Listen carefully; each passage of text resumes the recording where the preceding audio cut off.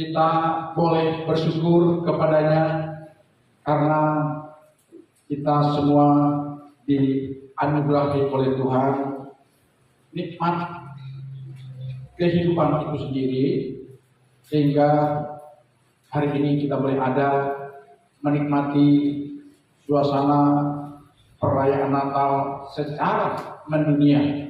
Karena di hari ini tanggal 25 Desember seluruh dunia kekristenan sibuk merayakan Natal, baik di bumi barat, di bumi timur, di utara, selatan, di Asia Tenggara, barat daya, barat laut, semuanya khusus memperingati peristiwa bersejarah di mana 2000 tahun lalu Yesus yang kita pertuhankan, Yesus yang menjadi juru selamat kita lahir di salah satu kota kecil di Timur Tengah. Oleh karena itu, sebagai ungkapan dari rasa sukacita kita kepada Tuhan, di momen perayaan Natal ini kita diingatkan kembali oleh Tuhan kepada satu tempat yang paling bersejarah di dunia ini, sehingga tempat yang paling bersejarah itu diangkat menjadi satu tema Natal, yaitu marilah kita pergi ke Bethlehem. Ya, Lukas pasal 2 ayat 15, setelah malaikat itu meninggalkan mereka dan kembali ke surga, gembala itu berkata seorang kepada yang lain, marilah kita pergi ke Bethlehem untuk melihat apa yang terjadi di sana seperti yang diberitakan Tuhan kepada kita. Di tengah-tengah mereka kedinginan, di tengah-tengah mereka ngantuk capek, tiba-tiba mereka mendapatkan lawatan dari surga melalui malaikat Tuhan yang menyampaikan kabar yang luar biasa kepada mereka bahwa pada malam itu telah lahir seorang yang paling istimewa di dunia ini, yang bernama Yesus, di kota kecil yang bernama Bethlehem. Kota Bethlehem ini adalah kota yang salah satu kota tertua di dunia ini. Bahkan kota Bethlehem dicatat dalam kitab Kejadian pasal 48 ayat 7. Bethlehem merupakan salah satu kota tertua yang sudah ada sejak zaman Perjanjian Lama. Bahkan ketika Rahel melahirkan Benyamin dan meninggal di sana, itu di kota Bethlehem. Jadi itu sejarahnya, saudara, kota yang paling tua. Dan sekarang Bethlehem ada di satu wilayah pemerintahan otoritas Palestina yang berada di tepi barat, kurang lebih berjarak 10 km dari kota Yerusalem. Ya, jadi antara Bethlehem dengan Yerusalem atau Yerusalem dengan Bethlehem itu tidak terlalu jauh, kurang lebih sosok binjai gitu ya. Cuma perbedaannya adalah kalau kita dari Yerusalem pergi ke Bethlehem, kita harus melewati semacam pemeriksaan. Seperti kita melewati, kalau pergi ke Malaysia, kita harus masuk border dan seluruh kelengkapan kita diperiksa oleh aparat imigrasi di sana. Karena Bethlehem sudah dikuasai oleh otoritas Palestina, bukan lagi milik pemerintah Israel. Jadi kalau kita ke sana, kita harus melalui sebuah pemeriksaan di pintu gerbang. Dan batas antara Yerusalem dengan Bethlehem itu dibangun pagar tembok yang tinggi, kurang lebih 4 meter, tembok yang sangat tebal. Kenapa dipagar?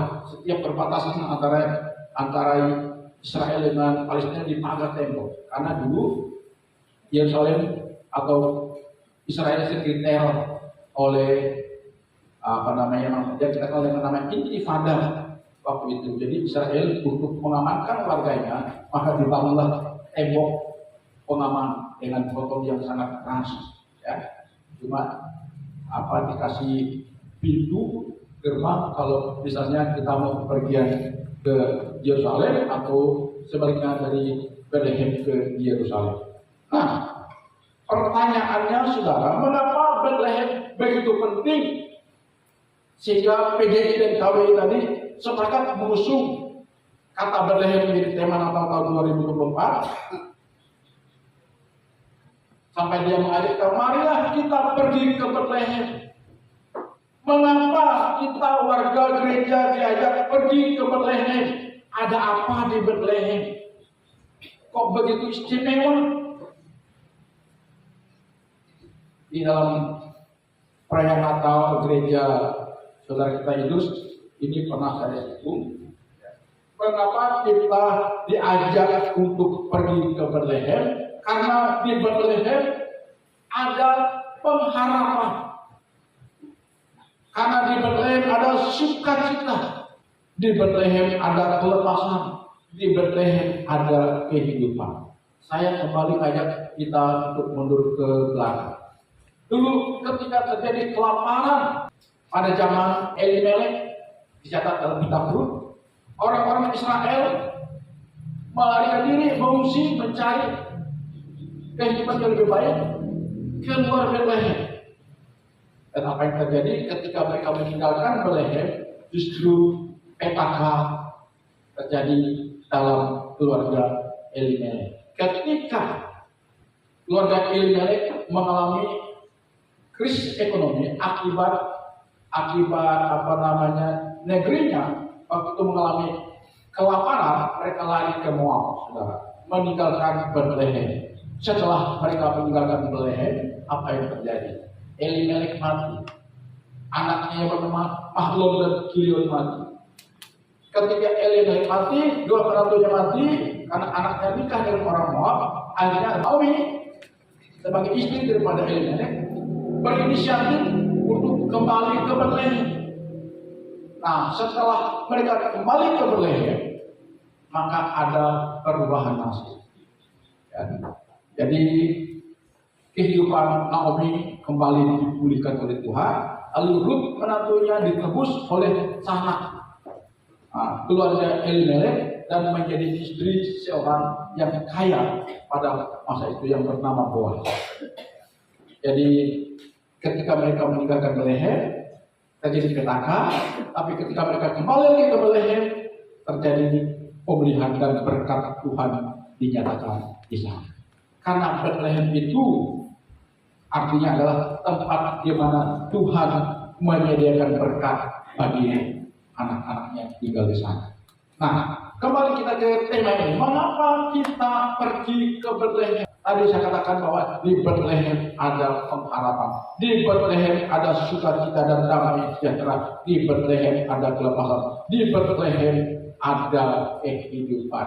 Pertanyaannya, kenapa di Bethlehem ada sukacita, ada kelepasan, ada kehidupan, ada sukacita, ada damai sejahtera? Karena di Bethlehem ada seorang pribadi yang bernama Yesus. Nah, itu rahasianya. Karena di Bethlehem ada pribadi yang bernama Yesus sebagai sumber kelepasan dan kehidupan bagi umat manusia. Tidak peduli dia dari negara mana, dari suku mana, dari ras mana, dari bangsa apa. Ya. Kita manusia membutuhkan pribadi yang bernama Yesus, karena Yesus adalah pusat kehidupan umat manusia. Jadi Bethlehem pertama merujuk kepada pribadi Yesus, juru selamat manusia, tempat di mana Yesus dilahirkan. Yang kedua, Bethlehem merujuk kepada satu tempat dilahirkannya Yesus. Dan itulah yang menjadikan Bethlehem begitu penting bagi kita, saudara. Coba kalau Bethlehem tidak menjadi tempat kelahiran Yesus Kristus, tidak mungkin Bethlehem menjadi terkenal hingga hari ini. Saya ketika pergi ke Yerusalem pada bulan Oktober tahun 2017, kami sengaja tidak menginap di Yerusalem. kami nginap di salah satu hotel bintang 5 di Bethlehem. Dan kami mutar-mutar di kota Bethlehem, itu kota yang indah.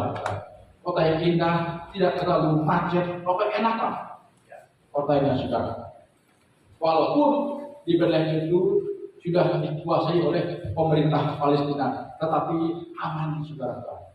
Makanya di bulan Natal ini ada teman kami yang satu angkatan dengan saya pergi ke Israel pada tahun 2017. Mereka lagi jalan-jalan ke sana, padahal kita tahu menurut media Indonesia Israel sedang kacau.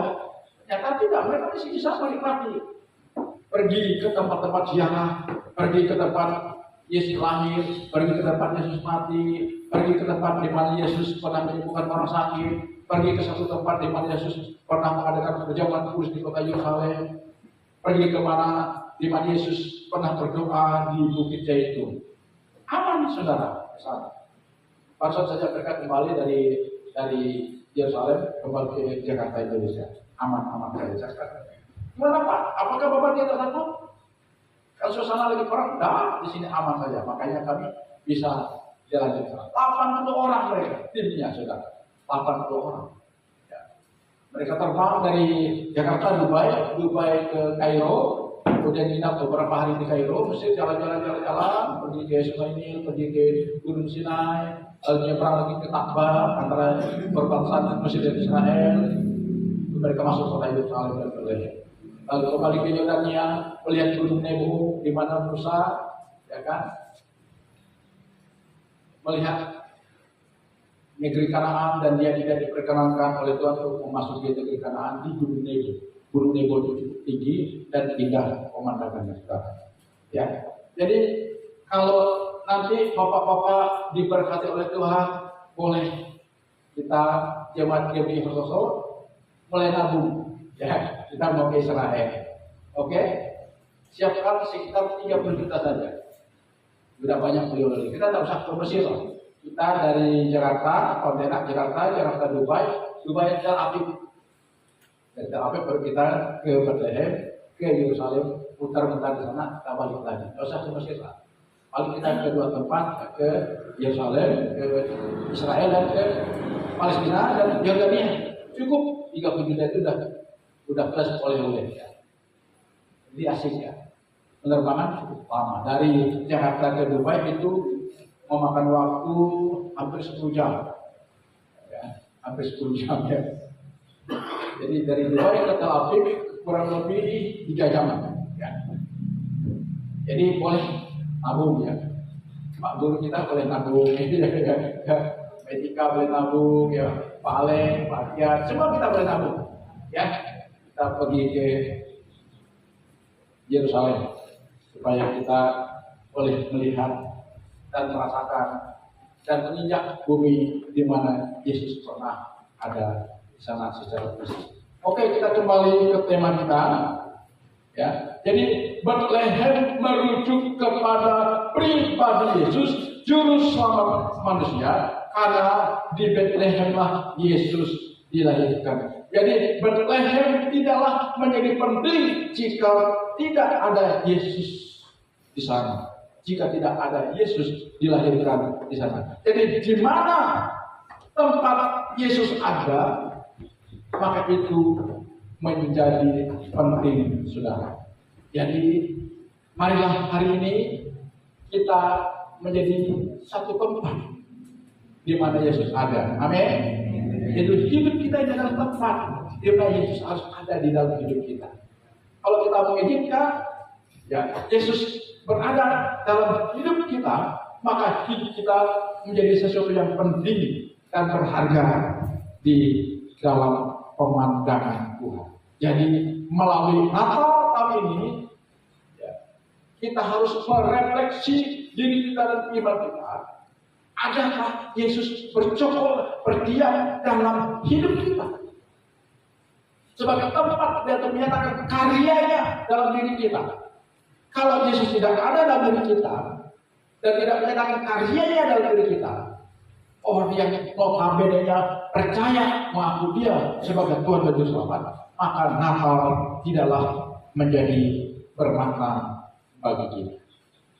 Jadi Pelajaran yang kita petik dari sini adalah Yesus ingin mendapatkan tempat di hidup kita. Katakan amin. Bila hidup kita akan menjadi Betlehem yang hidup untuk menyatakan keagungan Tuhan, kemuliaan Tuhan kepada dunia ini. Itu arti daripada gereja mengajak kita untuk pergi ke Betlehem. Artinya kita benar-benar diajak untuk bertemu secara pribadi dengan Tuhan melalui iman kita kepada Tuhan kita Yesus Kristus, dan kita meyakini bahwa Dia sedang ada di dalam hati kita. Amin. Dia sedang ada di dalam hati kita. Dengan kita mengizinkan Yesus ada dan berada dalam hati kita, dalam hidup kita, maka hidup yang sejati dan yang sesungguhnya sudah benar-benar kita miliki. Karena hidup yang sejati dan yang sesungguhnya itu, bila kita percaya dan menerima Yesus sebagai Tuhan dan Yesus sebagai Tuhan bercokol dalam hidup kita, maka kehidupan kita yang sejati, yang sesungguhnya sudah kita miliki. Apa yang dimaksud dengan kehidupan sejati? Yohanes pasal 3 ayat 16 berkata, karena begitu besar kasih Allah akan dunia ini, sehingga Dia mengaruniakan Anak yang tunggal, supaya barang siapa yang percaya kepadanya tidak binasa, melainkan beroleh hidup yang kekal. Dalam Kisah Rasul pasal 4 ayat 12 berkata, sebab di bawah kolong langit ini tidak ada nama lain yang olehnya kita diselamatkan selain di dalam nama Yesus Kristus. Nah, kalau dari dua ayat ini sudah menegaskan kepada kita bahwa keselamatan tidak ada di dalam pribadi yang lain kecuali di dalam Yesus Kristus, maka kita diajak untuk meresponi dan menyerahkan hidup kita ke dalam kedaulatan Tuhan dengan mengakui Dia, menerima Dia sebagai Tuhan dan Juru Selamat, dan mengagungkan, memuji, menyembah dan taat. Seperti yang dikatakan dalam Roma pasal 10 ayat 9 dan ayat 10 dan ayat 13 seperti tema kita pada tanggal 18 yang lalu. Sebab jika kamu mengaku dengan mulutmu, ya, dan percaya dalam hatimu bahwa Yesus adalah Tuhan yang telah dibangkitkan dari antara orang mati, maka kamu akan selamat. Sebab dengan mulut orang mengaku, dengan hati orang percaya, kita diselamatkan. Amin. Tema kita kemarin apa? Barang siapa yang berseru kepada nama Tuhan Yesus akan diselamatkan. Bapak Ibu, saudara-saudara yang saya kasih dalam Tuhan, setelah kita menyandang predikat pengikut Kristus atau orang Kristen, maka langkah selanjutnya kita harus bersedia menjaga kesehatan rohani kita dan tetap terhubung dengan Yesus. Amin. Ulangi lagi, setelah kita menyandang predikat sebagai pengikut Kristus atau menjadi orang Kristen, maka langkah selanjutnya kita harus bersedia menjaga kesehatan rohani kita dengan tetap terhubung dengan Yesus dan firman-Nya, menjauhkan diri dari perbuatan jahat, perbuatan dosa. Dengan demikian, maka kita akan mendapatkan perkenanan Tuhan. Katakan amin. Karena hanya dengan mendapatkan predikat perkenanan Tuhanlah damai di hati kita, damai di pikiran kita, damai di batin kita, di jiwa kita akan dapat kita rasakan. Amin.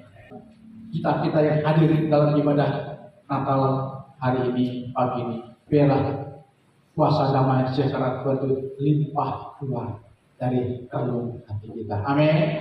Damai sejahtera Tuhan melimpah keluar, meluap-luap dalam hati kita. Ya. Tapi damai sejahtera yang melimpah tadi hanya akan kita nikmati, hanya akan kita rasakan, hanya akan kita peroleh jika kita sudah mendapatkan predikat orang yang berkenan kepada Tuhan. Dan orang yang berkenan kepada Tuhan adalah orang yang tetap terhubung dengan Tuhan. Amin. Tetap mempercayai seluruh perjalanan hidupnya kepada Tuhan dan tidak lagi berputar dalam dosa-dosa dunia.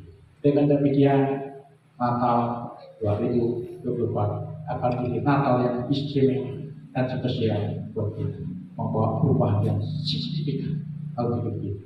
Amin. Kita tidak akan sama lagi dengan tahun kemarin. Kita akan ambil menjadi pribadi yang berbeda, di mana karya Yesus nyata dalam diri kita.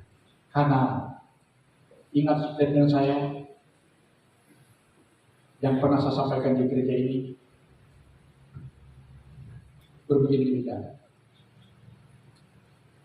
tiada yang dapat membuat hidup ini lebih berbahagia, sukacita, dan damai selain kehadiran Yesus, karya Yesus, dan memuliakan Yesus dalam hidup ini. Jadi jika kita sudah menyadari kehadiran Tuhan dalam hidup kita, lalu kita menjadikan hidup kita di mana Tuhan berkarya dan Tuhan dimuliakan, itulah kunci kita mendapatkan kebahagiaan sejati. Mau menikmati kebahagiaan sejati, biarkan Yesus hadir dalam hidup kita. Amin. Biarkan Yesus berkarya dalam hidup kita, sehingga hidup kita memuliakan. Karena hidup kita memuliakan Tuhan, hidup itu akan memudahkan buat kita. Tuhan Yesus memberkati kita.